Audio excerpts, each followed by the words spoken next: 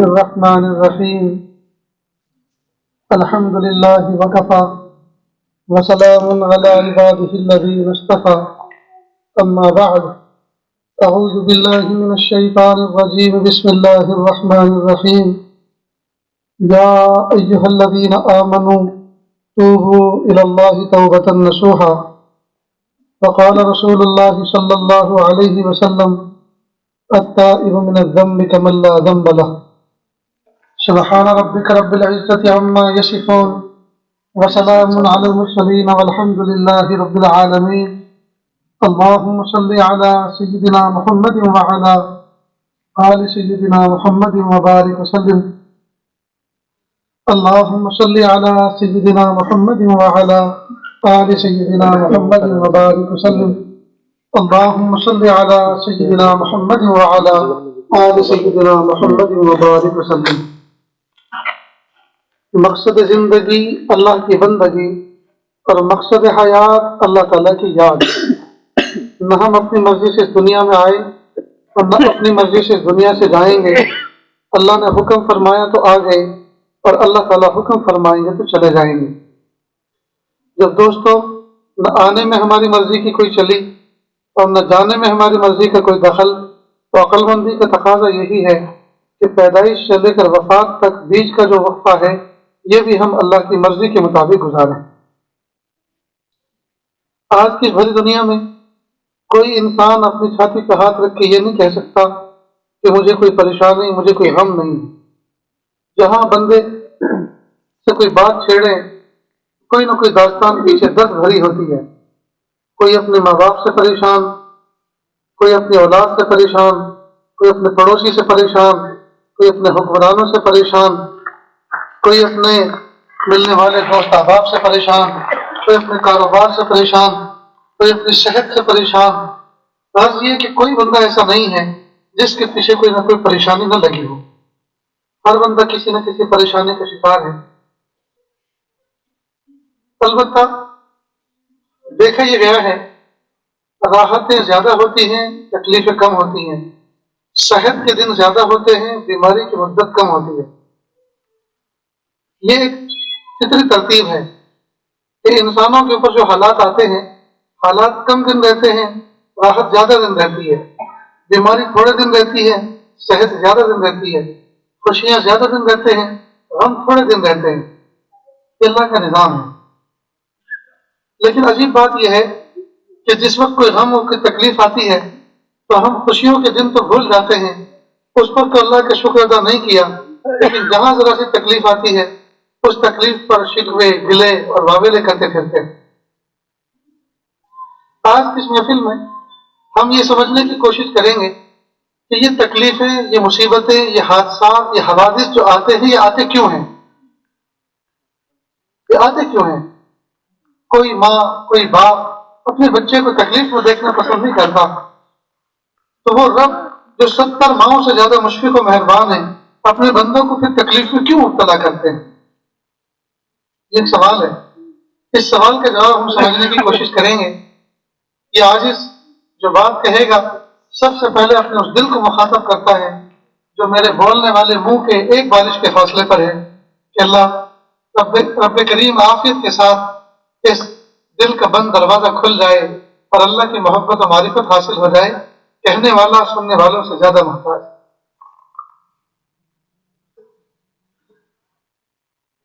بزرگان دین نے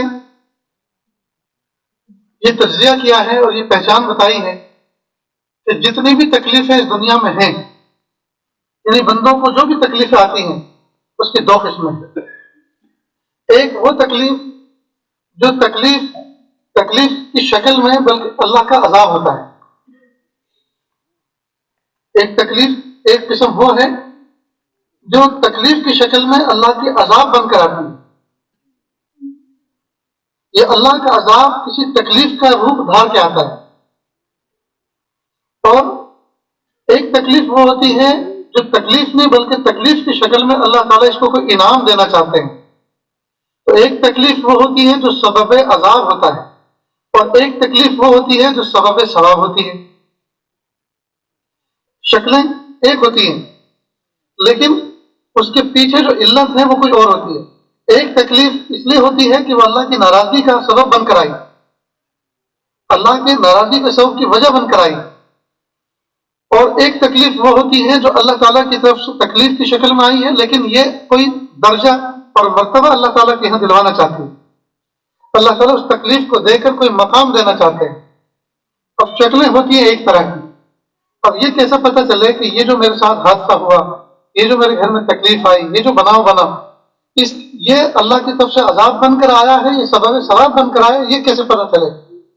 تو اللہ تعالیٰ بزرگان دین کو جزائے خیر عطا فرمائے کہ انہوں نے اس کی پہچان بتائی، اور پہچان یہ ہے کہ جس تکلیف، جس مصیبت کے اندر توجہ اللہ کی طرف نہ رہے بلکہ اللہ کی ذات سے ہٹ جائے، اور صرف اتنا ہی نہیں بلکہ اللہ تعالیٰ کے بارے میں بندہ بدگمان ہو جائے، اور اللہ تعالیٰ کے بارے میں دل میں برائی آ جائے، اور اللہ تعالیٰ کو اپنے اوپر ظالم سمجھنے لگے، تو سمجھ لو کہ یہ مصیبت نہیں بلکہ یہ عذاب بن کر آیا،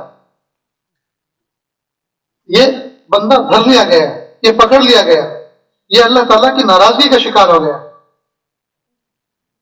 اس کی ایک مثال سمجھیں، کسی دوست کا کوئی ایکسیڈنٹ ہوا، اللہ ہم سب کی حفاظت کرے، آپ اس کے گھر پر اس کا حال پوچھنے گئے، یہ اسپتال میں تھا، وہاں پہنچے، آپ کو اس نے دیکھا، آنکھوں میں آنسو آ گئے، آپ نے اس کی عیادت کی، اللہ نے آپ کو صحت عطا فرمائی اور آپ کو نئی زندگی عطا فرمائی، اللہ اس کی قدردانی کی توفیق دیں۔ آگے سے وہ دوست کہتا ہے میرے گناہ تو اتنے تھے کہ گاڑی کا پہیہ جو میرے پیر پہ چڑھا اس کو تو میرے گلے پہ چڑھ جانا چاہیے تھا، مجھے ختم ہو جانا چاہیے تھا، لیکن میرا اللہ کتنا کریم ہے، میرا اللہ کتنا رحیم ہے، کتنا مہربان ہے کہ یہ پہیہ میرے گلے پہ نہیں چڑھا بلکہ میرے پیر پہ چڑھ کے رک گیا، اللہ پاک نے مجھے بچا لیا، اللہ پاک نے مہربانی فرمائی۔ اگر تکلیف کے بعد یہ جذبات ہیں تو سمجھ لو کہ اس کے تو مزے آ گئے، یہ تکلیف جو ہے اس کے لیے سبب ثواب بن کر آئی، اللہ تعالیٰ اس کو کوئی مقام دینا چاہتے، کوئی اس کو نعمت دینا چاہتے۔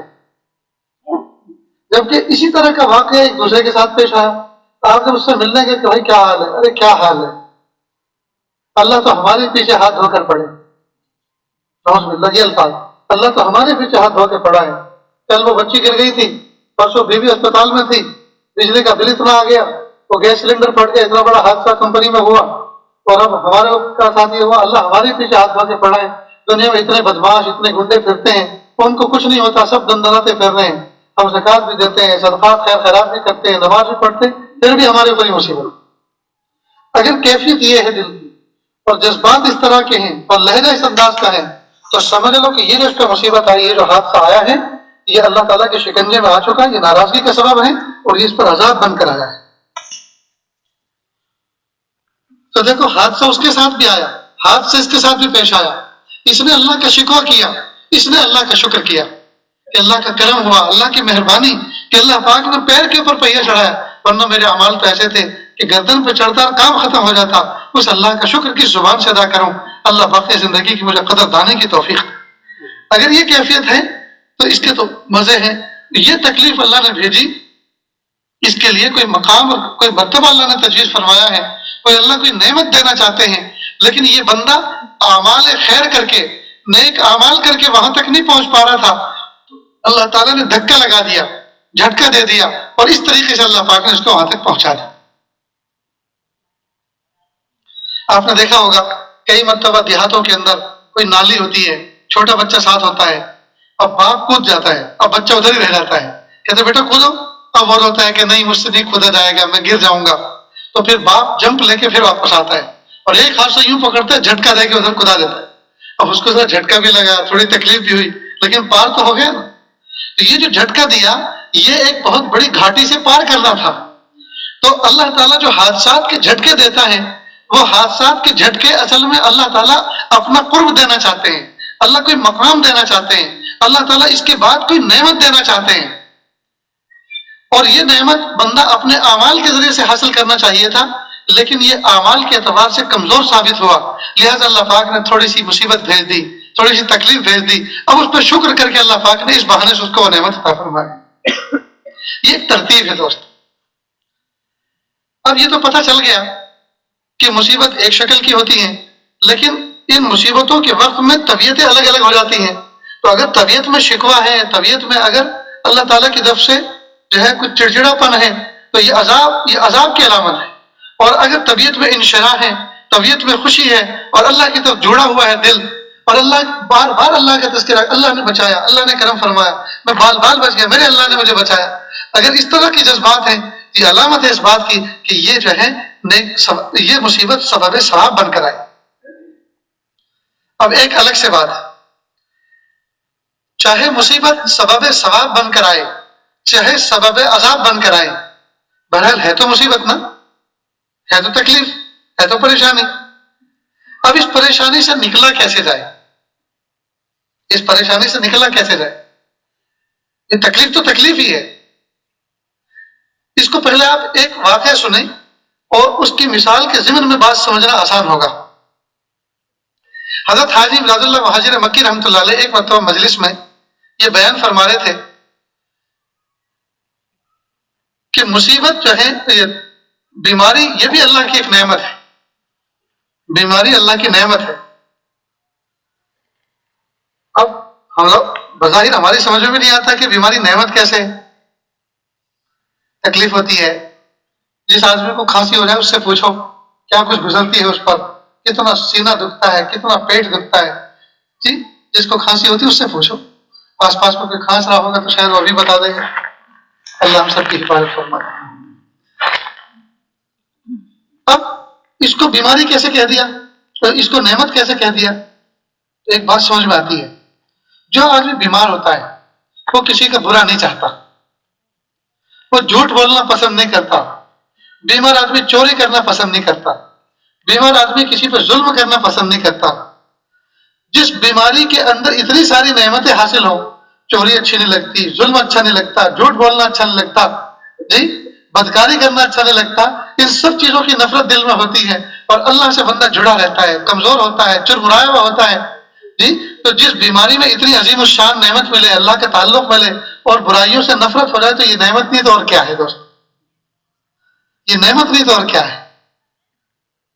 کبھی آپ نے دیکھا کوئی آدمی بیماری میں بالکل تڑپ رہا ہو اور اس کے سامنے کوئی کسی کو مار رہا ہو، کہتا ہاں اور مارو، مارو اس کو اور مارو.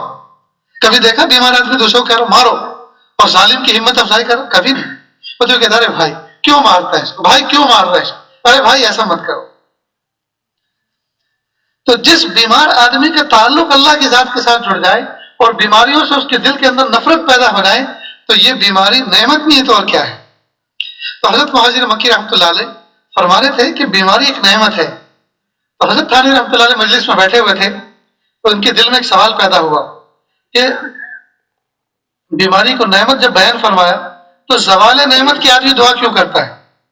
تو آپ نے کبھی یہ سنا کہ اللہ نے کسی کو گاڑی کی نعمت دی ہو اور وہ یوں دعا کر اللہ گاڑی کی نعمت لے لے، اللہ نہیں چاہیے گاڑی کی نعمت؟ کبھی سنا؟ ہاں یہ تو سنا ہوگا اللہ بڑی گاڑی دی اب چھوٹی بھی دے دیجیے، یہ چھوٹی ہے تو بڑی اور دے دیجیے، لیکن یہ کبھی نہیں سنا ہوگا کہ گاڑی لے لیجیے. تو نعمت پر تو آدمی نعمت کی تو بقا کا سوال کرتا ہے، اللہ اس نعمت کو باقی رکھیے. تو جب بیماری نعمت ہے تو زوال نعمت کی دعا کیوں کرتا ہے؟ اس کو بقائی نعمت کی دعا کرنی چاہیے، اور بقا کی نہ کرے تو کم از کم یہ جو ہے نعمت تو نہ سمجھے اس کو، زحمت ہے یہ تو. یہ سوال حضرت تھانوی رحمۃ اللہ علیہ کے دل میں آیا کہ زوال نعمت کی بندہ کیوں دعا کرتا ہے؟ اتنے میں کوئی بیمار آیا جس کی کمر پہ پھوڑا ہو چکا تھا اور وہ شدید بیماری میں کرا رہا تھا، تکلیف میں تھا. کہا حضرت میں تو بہت پریشان ہوں، حضرت دعا کر دیجیے اللہ مجھے شفا دے دے.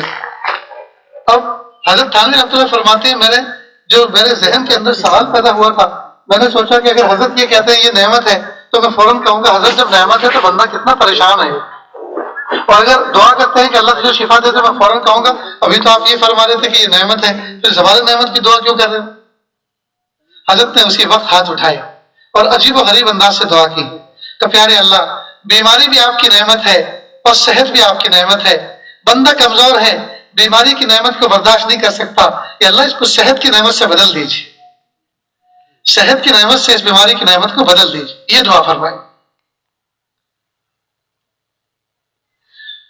تو جب آپ یہ بات اس واقعے کے ضمن میں یہ بات سمجھ گئے تو اب یہ دیکھیے کہ جو تکلیف جو مصیبت سبب ثواب بن کر آئی، بہرحال ہے تو تکلیف نا، اور جو سبب عذاب بن کر آئی وہ تو ہے ہی تکلیف. شکلیں تو تکلیف کی ہیں، تو نکلنا کیسے چاہیے اس سے؟ بزرگان دین نے فرمایا اس سے نکلنے کے لیے بہترین عمل ہے استغفار کی کثرت، کہ بندہ سچے دل سے ندامت کے ساتھ اللہ تعالیٰ سے استغفار کرے۔ جب حادثہ اللہ کی ناراضگی کا سبب بن کر آیا ہے تو اللہ کو منانے اور راضی کرنے کا طریقہ یہ ہے کہ ہم اس سے سچے دل سے معافی چاہیں، سچے دل سے اس کو منا لیں، سچے دل سے اس کو راضی کر لیں۔ اب یہاں ایک بات سمجھیں، اللہ تعالیٰ بندوں کے اوپر مشفق و مہربان ہے۔ کتنے مہربان ہیں؟ ایک ماں اپنے بچے پر جتنی مہربان ہوتی ہے اس سے 70 گنا زیادہ مہربان ہے۔ کوئی ماں اپنے بچے کو گندا دیکھنا پسند نہیں کرتی۔ آپ نے دیکھا ہوگا صبح اسکول جانا ہو بچوں کو اور وین آنے والی ہو، گاڑی آنے والی اسکول کی، ماں کہتی بیٹا آدھا گھنٹہ باقی، جلدی اٹھو۔ کہتا ہاں میں بھی اٹھتا ہوں۔ اب اٹھ تو گیا، بیٹھا ہوا ہے، نہ واش روم جا رہا ہے نہ باتھ روم جا رہا ہے۔ ماں کہتی بیٹا 20 منٹ باقی ہیں، ہاں بھی اٹھتا ہوں۔ جب دیکھا کہ یہ تو بالکل 10 منٹ رہ گئی ہیں، گاڑی آنے کی تیاری ہے، وہ انتظار نہیں کرے گی، ہارن بجا کے چلی جائے گی، تو زور سے اس کا ہاتھ پکڑتی ہے، 2 تماچے لگاتی اور باتھ روم میں لے جاتی ہے، پھر اسے غسل کراتی ہے، نہلاتی ہے، دھلاتی ہے، کپڑے پہناتی۔ تو ماں کا اصل منشا یہ ہے کہ بچہ صاف ستھرا ہو کر مدرسے جائے، اسکول جائے۔ اب اگر بچہ ماں کے منشے کو سمجھ جائے تو بہت اچھا، خود سے پاک ہو جائے، صاف ہو جائے، اور اگر نہیں سمجھتا تو پھر ماں صاف کرتی ہے۔ اگر بچہ اختیار سے خود صاف نہیں ہوتا تو پھر ماں صاف کرتی ہے، اور جب ماں صاف کرتی ہے تو 2 تماچے بھی لگاتی۔ ٹھیک اسی طرح اللہ تعالیٰ اپنے بندوں کو پاک کرنا چاہتے ہیں، اللہ تعالیٰ اپنے بندوں کو نیک دیکھنا چاہتے ہیں، تو یا تو وہ جہاں قصور ہو جائے فوراً توبہ استغفار کر کے اللہ سے معافی مانگ لے، اور اگر بندہ خود توبہ استغفار کر کے اللہ تعالیٰ سے رجوع نہیں کرتا، معافی نہیں مانگتا، تو پھر اللہ معاف کرتے ہیں، کچھ حادثات بھیج کر، تکلیفیں بھیج کر، کچھ حادثات بھیج کر اللہ دھوتے ہیں، تزکیہ کرتے ہیں اس کا، اور جب اللہ دھوتے ہیں تو پھر تھوڑا سا تماشا بھی ہوتا ہے، دنیا تھوڑا سا اس کا تماشا بھی دیکھتی ہے۔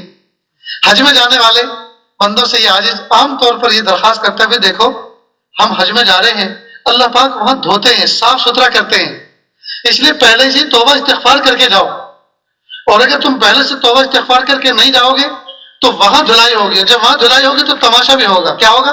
حاجی گم ہو گیا، 2 دن کے بعد مل رہا ہے، حجن گم ہو گئے، 3 دن کے بعد مل رہی ہے۔ اب حاجی ادھر پریشان، حجن ادھر پریشان، گروپ والے الگ پریشان، نہ طواف میں مزہ آ رہا ہے، نہ وقوف میں مزہ آ رہا ہے، نہ رمی میں مزہ آ رہا ہے، نہ کچھ، بس ہر وقت پریشان، تو تماشا تو ہوا نا۔ اب اس دل کو توڑ کر حجن کو ادھر گم کر کے اور حاجی کو ادھر اس کی تلاش میں لگا کر یہ بھی رو رہا ہے، وہ بھی رو رہا ہے، وہ بھی رو رہی ہے، اور یہ جو دل تڑپ رہا ہے اس میں اللہ تعالیٰ کچھ دے رہے ہیں اور کچھ صاف کر رہے ہیں، کچھ دھو رہے ہیں، کچھ دے رہے ہیں اور کچھ دھو رہے ہیں۔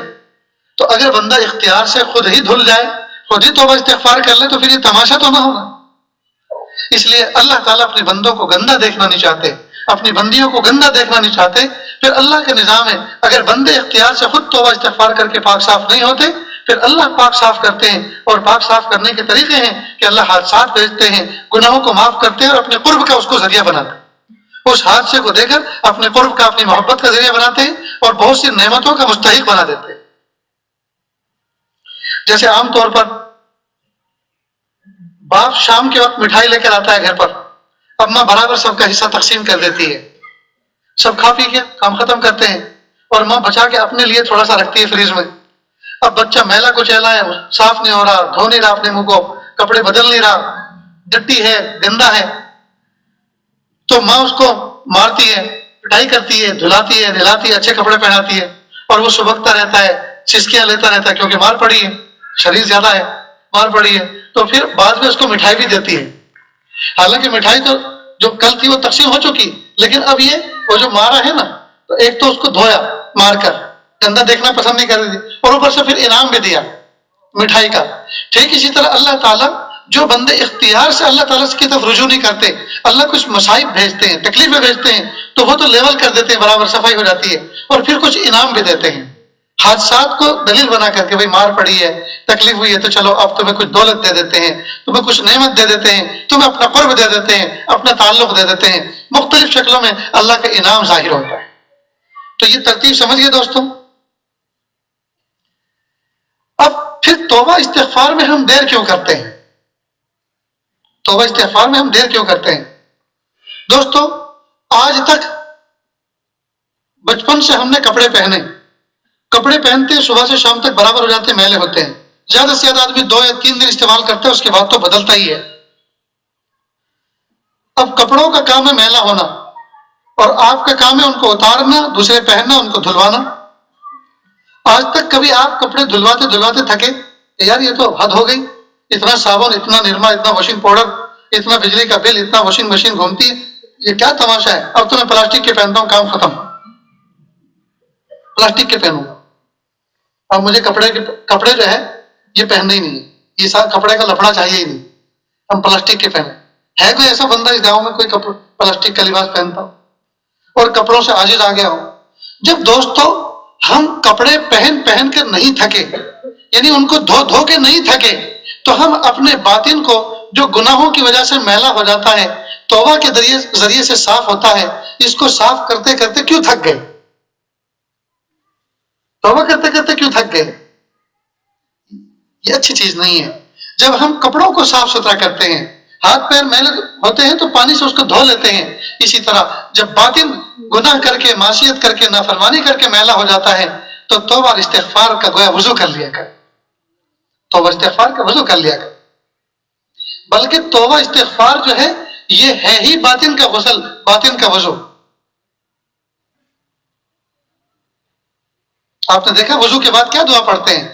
اشہد ان لا الہ الا اللہ واشہد ان محمدا عبدہ ورسولہ اللہم اجعلنی من التوابین واجعلنی من المتطہرین واجعلنی من عبادک الصالحین۔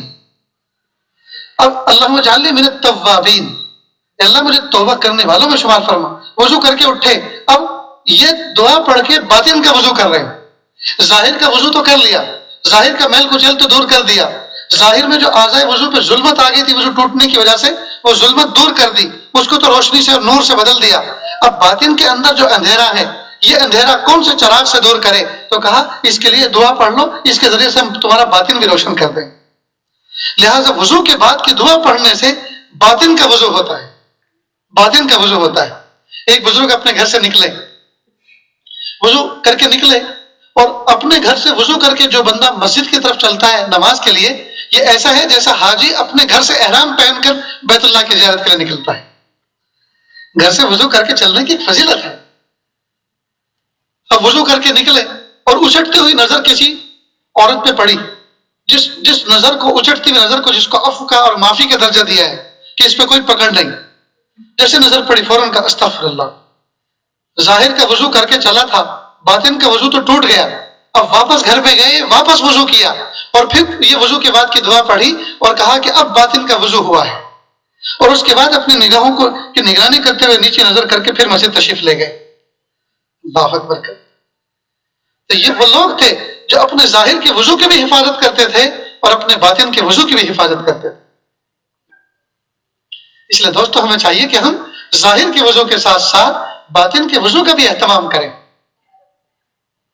تو جب ہم کپڑے دھوتے دھوتے نہیں تھکے دوستو، تو ہم توبہ کرتے کرتے کیوں تھک گئے؟ اللہ کے محبوب صلی اللہ علیہ وسلم نے عجیب بات فرمائی، التائب من الذنب کمن لا ذنب لہ، گناہوں سے توبہ کرنے والا ایسا ہے جیسا کہ اس نے توبہ گناہ کیا ہی نہیں۔ کیا مطلب؟ آپ نے دیکھا ہوگا اسکول کے اندر، مکتب کے اندر، مدرسے کے اندر ایک بورڈ ہوتا ہے، بلیک بورڈ یا گرین بورڈ، اب تو وائٹ بورڈ بھی آنے لگا ہے۔ اب اس کے اوپر ٹیچر کچھ لکھتے ہیں، استاد کچھ لکھتے ہیں، پھر ایک بچے سے کہتے ہیں بیٹا اس کو صاف کرو، تو بچہ اس کو پہلے سوکھے کپڑے صاف کرتا ہے، پھر گیلا کپڑا کر کے ڈسٹر سے اس کو صاف کرتا ہے، اور ایسا صاف کرتا ہے ایسا لگتا ہے کچھ لکھا ہی نہیں گیا اس پر، اس پہ پہلے کچھ لکھا ہوا ہی نہیں تھا۔ تو توبہ کرنے کے بعد بندہ ایسا ہو جاتا ہے جیسے اس نے کوئی گناہ کیا ہی نہیں تھا۔ دوسری مثال، آج کل سیل فون ہم استعمال کرتے ہیں، سیل فون کے اندر ان باکس ہوتا ہے، اس کے اندر میسیجز آتے ہیں، اس میں میسیج جمع ہوتے ہیں۔ تو جب میموری فل ہوتی ہے، یہ بہت سارے میسیج پڑے ہوئے ہوتے ہیں، تو سلیکٹ آل کر کے سب کو اریز کر دیتے ہیں، سب کو ڈیلیٹ آل۔ اب وہ میموری ایسی فارغ ہو جاتی ہے، ایسی فری ہوتی ہے جیسا کہ اس کے اندر کبھی کوئی میسیج آیا ہی نہیں تھا۔ کمپیوٹر استعمال کرتے ہیں، ہارڈ ڈسک فل ہو جاتی ہے، تو اس میں سے ڈیٹا نکالتے ہیں، غیر ضروری ڈیٹا، اس کی معلومات کو نکالتے ہیں، تو کرتے ہیں سلیکٹ کرتے ہیں اور پھر ڈیلیٹ کی دباتے ہیں، ڈیلیٹ دباتے کے ساتھ ریسائیکل بن میں چلا جاتا ہے، ایک جگہ سے ہٹا دوسری جگہ پہنچ گیا، پھر سلیکٹ آل کر کے شفٹ ڈیلیٹ دباتے ہیں تو ریسائیکل بن سے بھی نکل جاتا ہے، لیکن اس کے بایوس میں باقی رہتا ہے، تو فارمیٹ کر دیتے ہیں، وہاں سے بھی نکل جاتا ہے۔ ابھی بھی کچھ ایسے سافٹ ویئر آتے ہیں جو پھر بھی اس کو ریکور کر سکتے ہیں، تو زیرو فلٹ کر کے اس کو فارمیٹ دے دیتے ہیں، تو پھر کبھی کسی سافٹ ویئر سے نہیں نکلتا۔ تو اللہ جب کوئی بندہ سچے دل سے اللہ تعالیٰ سے توبہ اور معافی مانگتا ہے، استغفار اور توبہ کرتا ہے، تو ایسا کر دیتا ہے جیسے زیرو فل کر کے فارمیٹ مار دیا ہارڈ ڈسک پر، اور اب کوئی ڈیٹا جو ہے ریکور ہونے والا نہیں۔ ایک بات یاد رکھیں دوستو، دنیا کی عدالتیں جب اپنے ملزمین اور مجرمین کے جرموں کو معاف کرتی ہیں تو اگرچہ ملزم اور مجرم تو معاف ہو گیا، لیکن اس کا ریکارڈ جو ہے وہ عدالت کی کچہریوں کی الماریوں میں محفوظ رہتا ہے، وہ جب چاہے اس سیکریٹ کو اوپن کر سکتی ہیں۔ لیکن قربان جائیں اپنے رب پر، اللہ تعالیٰ جب اب اپنے بندے کو معاف کرتا ہے ریکارڈ سے بھی معاف کر دیتا ہے۔ التائب من الذنب کمن لا ذنب له، گناہوں سے توبہ کرنے والا ایسا ہے جیسے کبھی گناہ کیا ہی نہیں، سارا کا سارا معاملہ ڈیلیٹ، سارا کا سارا معاملہ کلیئر، سارا کا سارا معاملہ کلین۔ اتنا پیارا اتنا کریم رب ہم کو ملا ہے دوستو، پھر ہم کیوں اس پر قربان نہ ہو جائیں؟ پھر ہم کیوں اس سے ٹوٹ کر محبت اور پیار نہ کریں؟ ہم کیوں ٹوٹ کر اس سے جو ہے عشق نہ لڑائیں؟ کیوں اس سے محبت نہ کریں؟ کیوں اس کی محبت کا دم نہ بھریں؟ ہم دعاؤں میں کیوں اس کے لیے تڑپ نہ جائیں؟ ہم سجدوں میں کیوں اس کے لیے مچل نہ جائیں؟ اتنا پیارا رب، اتنا کریم رب، اللہ اکبر، مٹا دیتا ہے، فرشتوں کو بھی بھلا دیتا ہے، فرشتوں کو بھی بھلا دیتا ہے، اللہ اکبر، کتنا کریم رب ہے۔ ہائے میرے پیارے رب، ہم نے آپ کی بڑی نافرمانی کی، آپ ہمیں معاف کر دیجیے۔ اور یاد رکھیں دوستو، اگر ہم سب کے سب مل کر اتنے گناہ کریں کہ نیچے زمین اوپر آسمان، ان دونوں قلابوں کو، ان دونوں لمیٹیشن کو، ان دونوں حدود کو اگر ہم بھر دیں، اور میں قسم کھا کے کہتا ہوں کہ اگر ہم اور شیطان اور جنات سب کے سب مل کر من چاہے گناہ کریں پھر بھی ہم اسی اسپیس کو بھر نہیں سکتے۔ یہ کوئی معمولی اسپیس نہیں ہے، یہ کوئی معمولی جگہ نہیں ہے، زمین اور آسمان کے درمیان کی جگہ یہ کوئی معمولی نہیں ہے۔ پوری دنیا کا جو زمین اور آسمان کا حصہ ہے یہ کوئی معمولی نہیں ہے۔ اگر سارے مل کر اور من مرضی کے گناہوں سے اس کو بھر دیں، من مرضی کے گناہوں سے اس کو بھر دیں، اور صرف ایک مرتبہ بندہ یوں کہ اللہ جی معاف کر دیجئے، اللہ پاک اسی لمحے معاف کر دیتے ہیں، اسی لمحے معاف کر دیتے ہیں، اس لیے کہ اللہ تعالیٰ کے یہاں تأثر نہیں ہے، اللہ تعالیٰ کے یہاں تأثر نہیں ہے، اثر نہیں لیتے اللہ۔ کیا مطلب؟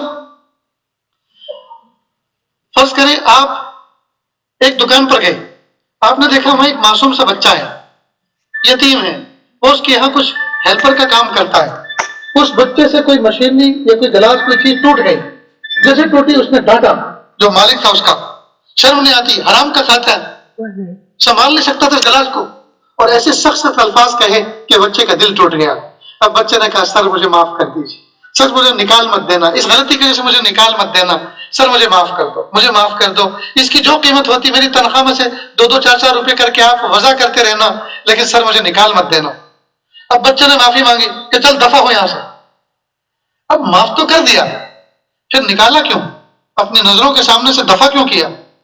اس لیے کہ جب اس کا نقصان ہوا تو اسے غصہ آیا، اور انسان کی فطرت ہے کہ جب غصہ ہوتا ہے یا جب خوش ہوتا ہے تو کافی دیر تک اس کا اثر اس پہ باقی رہتا ہے، کافی دیر تک اس پہ اثر باقی رہتا ہے۔ آپ نے دیکھا ہوگا کہ کئی مرتبہ آدمی کہیں سے سفر کر کے آتا ہے اور بائک لا کے کھڑی کرتا ہے دروازے کے باہر، اب اچانک فون آتا ہے، فون ریسیو کرتا ہے بائک پہ بیٹھے ہوئے، اور اس کا کوئی دوست اس کو کوئی بات کرتا ہے، کوئی لطیفہ سناتا ہے، وہ خوب ہنستا ہے۔ اب ہنسنے کے بعد فون بند کرتا ہے، بات ختم ہوتی ہے، فون بند کرتا ہے، جیب میں رکھتا ہے، بائک کو کنارے لگاتا ہے، پھر دائیں بائیں دیکھتا ہے، اس کے بعد 2-3 منٹ کے بعد گھر میں جاتا ہے۔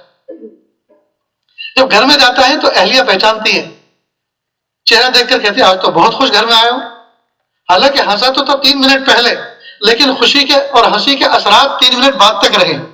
یہ کیا؟ تأثر۔ یہ انسان کی کمزوری ہے کہ انسان کے اوپر کسی بھی اچھے برے حالات کے اثر تھوڑی ٹائم تک رہتے ہیں۔ اگر کسی کو گالی گلوچ کیا گھر کے باہر، چاہے وہ 2-4 منٹ پہلے کیا ہو، لیکن گھر میں آتا ہے تو اس کے چہرے سے اس کی بھینکرتا ظاہر ہوتی ہے، کافی دیر تک اس کا اثر رہتا ہے۔ تو بچے نے جب نقصان کیا معاف تو کر دیا، لیکن کہا اب دفع ہو میری نظروں کے سامنے، چلا جائے سے، اب اس کو الگ ہٹا دیا۔ الگ کیوں ہٹایا؟ اس لیے کہ ابھی غصہ ٹھنڈا نہیں ہوا، ابھی تاثر باقی تھا۔ تو انسان کی یہ کمزوری ہے کہ انسان معاف کرتا ہے لیکن تاثر باقی رہتا ہے، اس لیے نظر کے سامنے سے ہٹا دیتا ہے۔ اللہ کے تعالیٰ کی ذات اس سے بے نیاز ہے۔ اللہ سے جب بندہ معافی مانگتا ہے، اتنا بڑا نقصان کر کے، اتنے سارے گناہ کر کے معافی مانگتے ہیں، فوراً معاف کرتے ہیں اور کوئی تاثر نہیں، فوراً معاف کرتے ہیں اور کوئی تاثر نہیں۔ اللہ اکبر ہے، کتنے پیارے رب ہیں دوست، کتنے پیارے رب ہیں۔ اتنے پیارے رب سے ہم معافی مانگنے میں دیر کیوں کرتے ہیں؟ اس لیے چلتے پھرتے اٹھتے بیٹھتے ایک تکیہ کلام گویا بنا لیں، استغفر اللہ ربی من کل ذنب واتوب الیہ، اللہ میری توبہ، اللہ معاف کر دیجیے۔ چاہے اردو زبان میں، چاہے کنڑ زبان میں، چاہے مراٹھی میں، گجراتی میں، انگریزی میں، جون سی بھی زبان آپ بولتے ہوں، اسی میں ایک معافی کا ایک جملہ اللہ تعالیٰ سے کہا کریں، اللہ جی معاف کر دیجیے، پیارے رب معاف کر دیجیے، سوہنے اللہ، اچھے اللہ معاف کر دیجیے، استغفر اللہ ربی من کل ذنب واتوب الیہ، توبہ میرے اللہ میری توبہ، اللہ مجھے معاف۔ یہ جملے چلتے پھرتے اٹھتے بیٹھتے یہ اللہ تعالیٰ کو پسند ہے دوست، اللہ کو عاجزی پسند ہے۔ اس لیے کہ جب کوئی بندہ توبہ کر رہا ہے، گویا اس بات کا اظہار کر رہے ہیں کہ اللہ میں نے آپ کی بڑی نافرمانی کی، اللہ میں نے آپ کی شان میں بڑی گستاخی کی، آپ مجھے معاف کر دیں، مجھے اس پر ندامت ہے، بس اسی کا نام توبہ ہے۔ اب ایک بات اور سمجھتے چلیں، ایک ہے توبہ اور ایک ہے استغفار۔ آپ نے یہ لفظ سنے تو بہت ہوں گے، توبہ استغفار کرو، لیکن دونوں کی میننگ الگ ہے، دونوں کی ڈیفینیشن الگ ہے۔ توبہ اور استغفار کی ڈیفینیشن کیا ہے؟ استغفار کہتے ہیں ماضی کے اندر گزرے ہوئے زمانے میں جو ہم نے اللہ کی نافرمانی کی، اس پر سچے دل سے اللہ تعالیٰ سے معافی چاہنا۔ استغفار باب استفعال سے ہے معافی طلب کرنا، معافی چاہنا۔ اور توبہ کہتے ہیں سیم انہی گناہوں کو آئندہ نہ کرنے کا مضبوط ارادہ کرنا۔ ویسے یہ بولے جاتے ہیں ایک دوسرے کی جگہ بھی، توبہ استغفار ایک دوسرے کی جگہ بولے جاتے ہیں، لیکن اصل لفظی اعتبار سے اس کا فرق ہے۔ حضرت شیخ الحدیث شیخ ذکر رحمۃ اللہ علیہ نے عجیب بات فرمائی، حاجی جب حج پہ جاتا ہے، میدان عرفات میں 9 ذی الحجہ کو غروب آفتاب کے وقت اگر کوئی حاجی یوں کہے پتہ نہیں میرے اللہ نے مجھے معاف کیا کہ نہیں کیا، تو اللہ تعالیٰ اس پہ سخت ناراض ہوتے ہیں کہ آج میں نے رحمت کا دریا بہایا تھا، سب کو میں نے معاف کر دیا، تم ہوتے کون ہو میرے بارے میں یہ سوچنے والے کہ میرے اللہ نے مجھے معاف کیا کہ نہیں کیا، میرے رب نے مجھے معاف کیا کہ نہیں کیا، میں نے تو آج رحمت کا دریا بہایا تھا، سب کو دھو کر رکھ دیا۔ اللہ اس پہ ناراض ہوتے ہیں جو یہ سوچے کہ پتہ نہیں مجھے معاف کیا کہ نہیں کیا۔ تو حضرت شیخ الحدیث فرماتے ہیں گزرے ہوئے زمانے کی تو گناہ اللہ سب معاف کر دیتے ہیں، تو گیا حاجی استغفار تو کرتا ہے لیکن توبہ کر کے نہیں آتا، یہ عہد کر کے نہیں آتا یا اللہ آپ یہاں مجھے دھو دیجئے، آئندہ میں یہ گناہ کبھی نہیں کروں گا، یہ ارادہ اور یہ عزم کر کے نہیں آتا۔ نتیجہ ہوتا ہے کہ حاجی آنے کے بعد پھر سے پاجی ہو جاتا ہے، پھر سے گناہ کرنے لگتا ہے۔ جب تک گھر میں کھجور پانی ہوتا ہے، جب تک لوگ آتے جاتے رہتے ہیں، اکرام چلتا رہتا ہے، وہاں تک ذرا نمازوں کی پابندی بھی ہوتی رہتی ہے، بلکہ ایسا لگتا ہے جیسے حاجی صاحب نماز کی پابندی اس لیے کرتے ہیں کہ لوگ کیا کہیں گے حاجی ہو کے نماز نہیں پڑھتا۔ جیسے کسی نے کہا تھا لوگوں نے مجھے شہر کا قاضی بنا دیا، اس حادثے نے مجھ کو نمازی بنا دیا، کہ چونکہ قاضی بنائے ہیں تو یہ حادثہ ہوا، اب مجھے اس حادثے کی وجہ سے نماز پڑھنی پڑ رہی ہے۔ اگر قاضی نہ بنا تو میں کبھی نماز نہ پڑھتا، اگر متولی نہ بنا تو میں کبھی نماز نہ پڑھتا، لوگ کیا کہیں گے مسجد کے متولی ہو کے نماز چھوڑتا ہے۔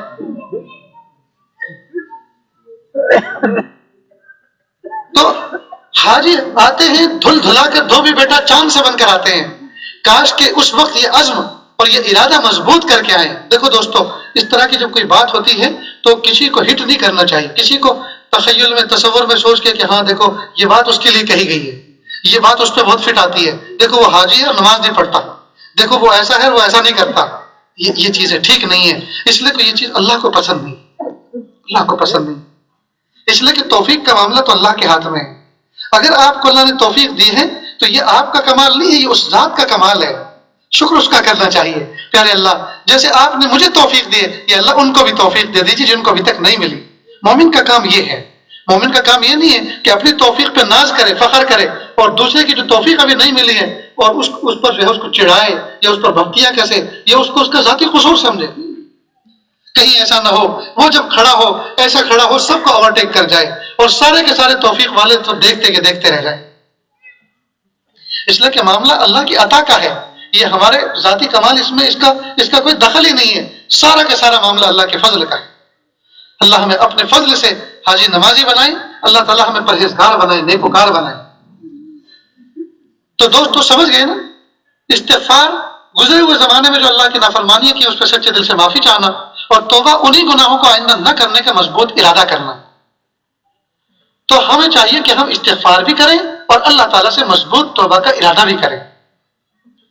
جب اتنی بات سمجھ گئے تو اب دوستو جب ہم کپڑے دھوتے دھوتے نہیں تھکے، بلیک بیڈ کو صاف کرتے کرتے نہیں تھکے، اور وہ سب چیزیں صاف ہو جاتی ہیں، اور صاف ہونے کے بعد ایسی ہوتی ہے جیسے کبھی گندی نہیں ہوئی، کبھی میلی نہیں ہوئی، ٹھیک اسی طرح جب بندہ اللہ تعالیٰ سے سچی توبہ کر لیتا ہے تو اللہ تعالیٰ اپنے بندے کو ایسا پاک کر دیتے ہیں جیسے کہ اس نے کوئی گناہ کیا ہی نہیں۔ ہمیں چاہیے کہ ہم اس توبہ استغفار کا معمول بنائیں، کم از کم ہر نماز کے بعد سچے دل سے 5 مرتبہ اللہ میری توبہ، اللہ مجھے معاف کر دیجیے، اللہ مجھے معاف کر دیجیے، اللہ مجھے معاف کر دیجیے، اللہ مجھے معاف کر دیجیے۔ اردو میں کہہ لیں یا استغفر اللہ استغفر اللہ استغفر اللہ استغفر اللہ۔ یہ کتنا پیارا عمل ہے۔ دیکھو گھر میں جہاں ذرا سا کسی نے بچے نے کچرا کیا فوراً پوچھا لگا دیا ہے، جہاں ذرا سا گندا فوراً پوچھا لگا دیا، وہ گھر جگمگ جگمگ رہتا ہے۔ اسی طرح مومن بندہ ہر نماز کے بعد جب 5 دفعہ استغفار کرے گا، 5 مرتبہ اللہ تعالیٰ سے سچے دل سے توبہ استغفار کرے گا، تو 2 نمازوں کے درمیان جو کچھ گند کی ہے اس میں وہ سب کا سب صاف ہو جائے گا۔ یہ کتنا اچھا عمل ہے دوستو، تو اس کو کریں، اس کی عادت بنائیں۔ ورنہ پھر اگر ماں نے اگنور کیا، بچے نے گندا کیا، ہونے دو، صبح تو پوچھا لگا، کتنا پوچھا لگاؤں گا، پھر تھوڑی دیر ایک جگہ پیشاب کیا، کرنے دو، مرنے دو، صبح تو پوچھا لگا تھا، کتنا پوچھا لگاؤں، پھر کچھ سالن گرانے دو، کتنا لگاؤں، شام کو اکٹھا لگاؤں گی۔ اب بتائیے شام کو کتنا بھاری پڑ جائے گا، شام کو صاف کرنا گھر کتنا بھاری پڑے گا۔ اگر فوراً صاف ہوتا رہے تو محنت بھی کچھ نہیں ہوتی اور گھر پاک صاف رہتا ہے اور جگمگ جگمگ رہتا ہے۔ اسی طرح دوستو جب بندہ صغیرہ گناہ کرتا ہے، تھوڑے تھوڑے گناہ کرتا ہے، پھر وہ صغیرہ کبیرہ نہیں بننے پاتے۔ صغیرہ جو ہے پھر کبیرہ بننے نہیں پاتے۔ یہ تھوڑے تھوڑے گناہ ہوتے رہتے ہیں، یہ بہت سارے ہو جاتے ہیں، جب بہت سارے ہو جاتے ہیں پھر انہیں کو کبیرہ کہتے ہیں۔ اور ہم اللہ تعالیٰ سے بڑے بڑے گناہوں سے بھی معافی مانگیں اور چھوٹے چھوٹے گناہوں سے بھی معافی مانگیں۔ کئی مرتبہ آدمی کہتا اللہ زنا نہ کرائیے، اللہ چوری نہ کرائیے، اللہ قتل نہ کرائیے، اللہ کسی پر ڈاکہ نہ ڈلوائیے، اللہ عزت پہ حملہ نہ کرائیے، یہ سب چیزوں سے تو معافی مانگتا ہے، لیکن عادی طور پر چھوٹے چھوٹے گناہوں کا، مثلا جھوٹ بولنا، حالانکہ چھوٹا گناہ نہیں، کبیرہ گناہ ہے، لیکن اس کو آدمی اس کی ایک ہیبٹ سی بن جاتی ہے، غیر اختیاری طور پہ بھی جھوٹ بولتا ہے۔ قسمیں کھانا، غیر اختیاری طور پہ بھی قسمیں کھاتا ہے، اور بہت ساری ایسی چیزیں، راہ چلتے ہوئے کسی کو کونی مار دینا، یا گاڑی اس طرح سے چلانا کہ دوسرا ایک دم دھڑک کے رہ جائے دل اس کا، پھر یار یہ کیا ہے، یہ انسان ہے، کیا کیا مصیبت گزری ادھر سے، بھر کر کے ایسے تیزی سے گزر جاتے ہیں کہ سب کے دل کی دھڑکنیں، پلپلیشن، ہارٹ کی جو ہے ہارٹ بیٹ بڑھ جاتی ہے۔ ہم نوجوانوں کو کہتے ہیں دیکھو پیارو، سر پہ ٹوپی لگا کے، سفید لباس پہن کے آپ جو یوں فراٹے بھرتے ہوئے روڈ پہ جاتے ہو، آپ کو تو کوئی نہیں جانتا لیکن آپ کے مذہب کو سب جانتے ہیں۔ کہیں ایسا نہ ہو کہ آپ کے عمل کی وجہ سے کہیں یہ ملا قسم کے لوگ جو ہے نا یہ ایسے ہوتے ہیں، تو آپ نے اپنے اس عمل سے اسلام کی برائی کروا دی۔ چاہیے تو یہ تھا کہ آپ اسلام کی تعریف کروا دیں۔ اس لیے اب اس طرح کے گناہ کی عادت ہوتی ہے، ان سے معافی نہیں مانگتا آدمی، تو چھوٹے گناہوں سے معافی مانگے، بڑوں سے معافی مانگے۔ جیسے کوئی آدمی گھر کے اندر سانپ نکلا، ایک بڑا تھا ایک چھوٹا سا تھا، اب بڑے کو مار دیا، چھوٹا ہی تو بچہ ہے، چھوٹا ہے یہ کیا بگاڑے گا، نہیں یہ بھی بڑا ہوگا، یہ بھی وہی کام کرنے والا ہے جو بڑا کرتا تھا۔ تو بڑے سانپ کو مار دینا اور چھوٹے کو سنبھال کے رکھنا یہ عقل مندی ہے۔ تو بڑے گناہوں سے معافی مانگنا اور چھوٹوں کو پال کے رکھنا یہ ایسا ہی ہے جیسے بڑے سانپ کو مار دینا اور چھوٹے کی پرورش کرنا۔ گھر میں آگ لگی، ساری آگ بجھا دی اور تھوڑی سی کنارے پر دروازے میں کہیں لگی، دکھا یہ تو تھوڑی سی، ارے تھوڑی نہیں ہوا لگے گی تو یہ بھی بڑی بن جائے گی، یہ صغیرہ یہ کبیرہ بننے والی۔ اور گیس کو جلانے کے لیے تو صغیرہ ہی چاہیے، گیس کے سلنڈر کو یعنی گیس کے چولہے کو روشن کرنے کے لیے کبیرہ آگ چاہیے، صغیرہ ہی نا، وہ تو ایسے ہی کہ وہ اتنی معمولی سی ایسا اسپارک ہوتا ہے جو نظر بھی نہیں آتا لیکن اپنا کام کر دیتا ہے۔ ٹھیک اسی طرح انسان کی روحانی اسٹو کو بھڑکانے کے لیے یعنی اس کو ختم کرنے کے لیے معمولی سی گناہ کی چنگاری کافی ہوتی ہے، سارا کا سارا نور درہم بھرم ہو جاتا ہے۔ ساری کی ساری نورانی عمارت خاکستر ہو جاتی ہے معمولی سی صغیرہ گناہ کی چنگاری کی وجہ سے. کئی مرتبہ فارچونر، فراری گاڑی، اسی طرح ٹویوٹا کی کوئی بڑی سی کار، فورڈ گاڑی، قیمتی قیمتی گاڑیاں سڑک پہ چلتی ہیں اور ان کے پینل کے اندر معمولی سی ایئر آتی ہے، معمولی سی ایئر آتی ہے، یہ معمولی سا کچرا آتا ہے. گاڑی کھڑی ہو جاتی ہے کہ نہیں؟ 30 لاکھ 40 لاکھ کی گاڑی کھڑی ہوئی ہے، کیا ہوا؟ معمولی سا کچرا آ گیا. تو یہ تو صغیرہ ہے، کیا ہوا؟ چلاؤ نا. صغیرہ نے تو روک دیا ہے، صغیرہ نے تو روکا ہے، کبیرہ نے تھوڑی روکا ہے. تو دوستو اسی طرح روحانی گاڑی کو روکنے کے لیے صغیرہ گناہ کافی ہوتا ہے. عام گاڑی کو روکنے کے لیے چھوٹا سا کچرا کافی ہوتا ہے، چھوٹی سی ایئر کافی ہوتی ہے. اسی طرح روحانی گاڑی کو، روحانی رفتار کو روکنے کے لیے بھی معمولی سا کچرا، معمولی سا گناہ کافی ہوتا ہے. اس لیے اللہ تعالیٰ سے ہمیں چاہیے کہ ہم سچے دل سے اللہ سے توبہ استغفار کرنے والے بنیں. تو مجھے امید ہے کہ آج کی اس محفل کے اندر ہمیں اس بات کی سمجھ آئی ہوگی اور اس بات کی حقیقت جو ہے دل میں بیٹھی ہوگی. حالات آتے کیوں ہیں اور حالات جاتے کس طرح سے ہیں، اور توبہ اور استغفار کی حقیقت کیا ہے، اور اللہ تعالیٰ سے ہمیں کس طرح سے مانگنا چاہیے. ابھی آج ایک واقعہ سناتا ہے، سنیں اور دل کے کانوں سے سنیں کہ اللہ تعالیٰ کتنی جلدی راضی ہوتے ہیں. اللہ کتنی جلدی راضی ہوتے ہیں. بنی اسرائیل کے اندر ایک شخص تھا، بہت گناہ گار تھا. حضرت موسیٰ علیہ السلام نے حضرت موسیٰ علیہ السلام کو اللہ تعالیٰ نے حکم دیا، اے موسیٰ جاؤ فلاں بستی کے اندر اور اس نوجوان کو یہ پیغام دے دو کہ اللہ کی رحمت تجھ سے ہٹ چکی ہے، اللہ کی رحمت تجھ سے ہٹ چکی ہے اور اللہ کا عذاب کبھی بھی آ کے تجھے ہٹ کر سکتا ہے، کبھی بھی تجھے ہلاک کر سکتا ہے.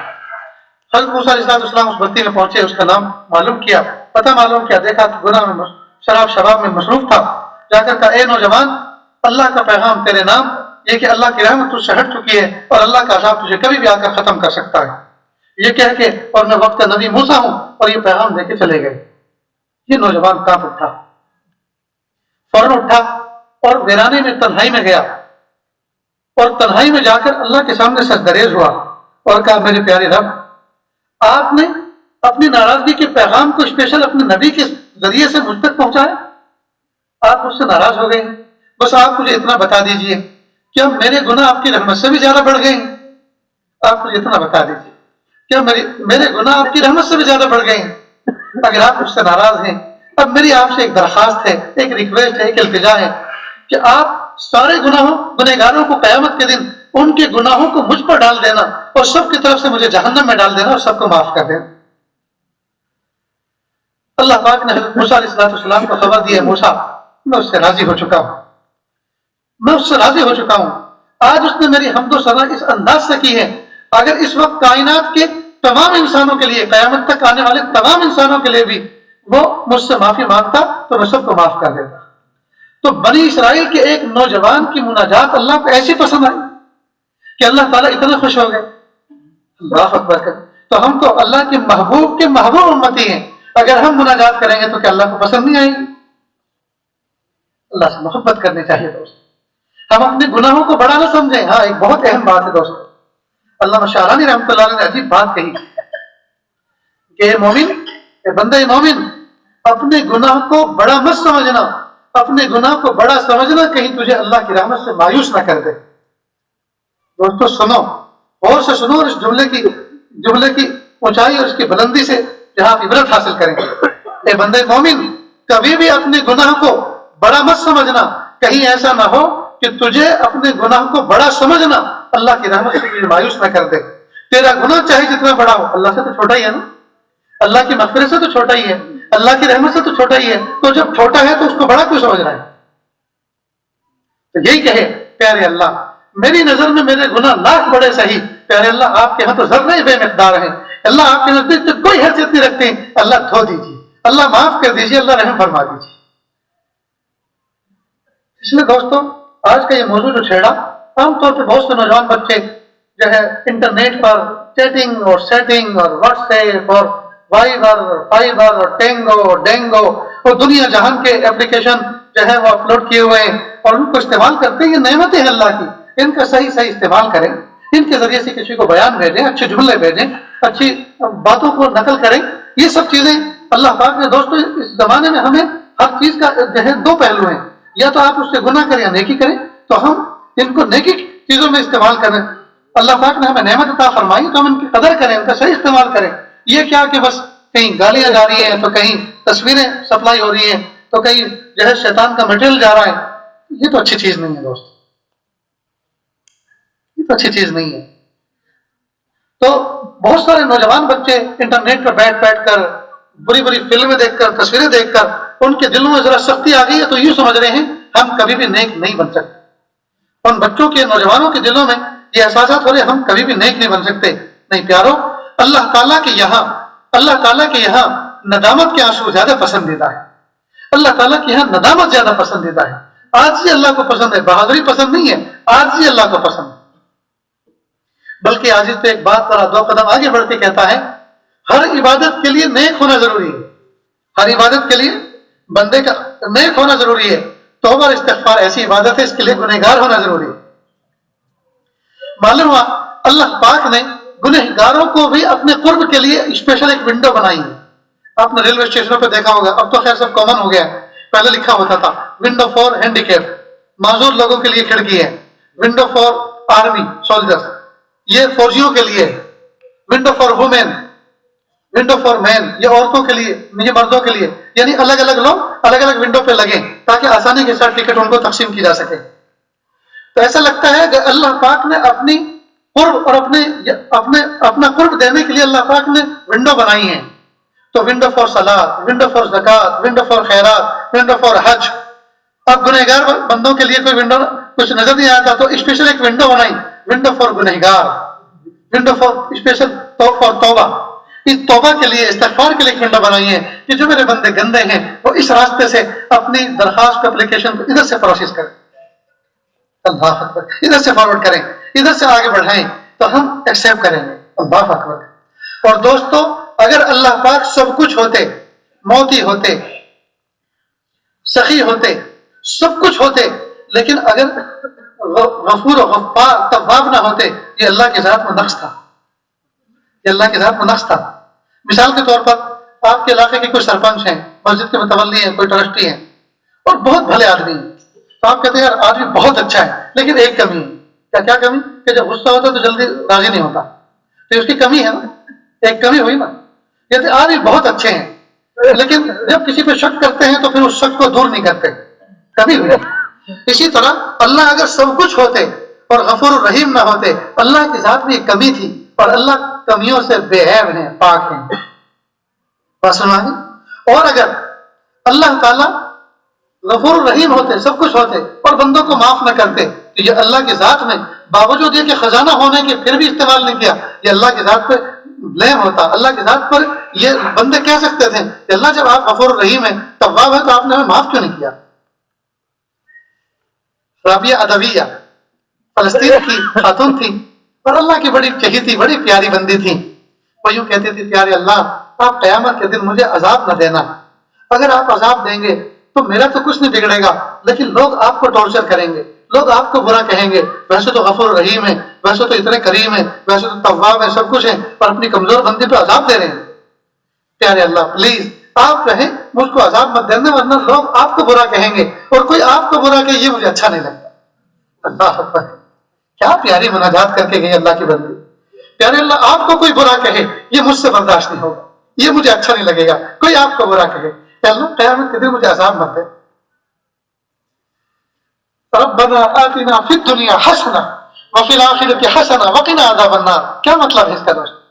یہ ایسے ہی سمجھو جیسے ایک باپ خوش ہو اور اپنے بیٹے سے کہ بیٹا بتاؤ کیا چاہیے، تو بچے کہ ابو میرے لیے اسکول کا بیگ لے کر آنا، اسٹیشنری کا سامان لے کر آنا، اچھی بک لانا، اچھی کتاب لانا، اچھی کاپی لانا، اچھے پین لانا اور اریز کرنے والی ربر لے کر آنا اور یہ سب لانا، اور دیکھو مٹھائی بھی لانا، اور جب جب میں تم سے کہوں جو چیز مانگو اس وقت وہ لا کے دینا، اور دیکھو میری پٹائی مت کرنا، تو میری پٹائی کرتے مجھے بہت تکلیف ہوتی.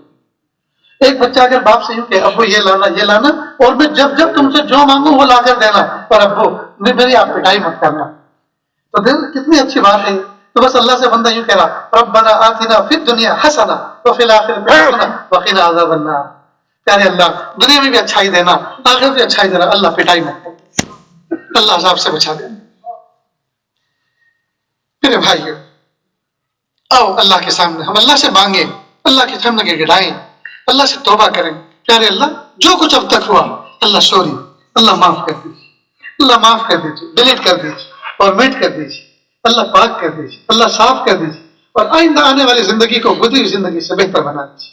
اللہ تعالیٰ کہنے سننے سے زیادہ عمل کی توفیق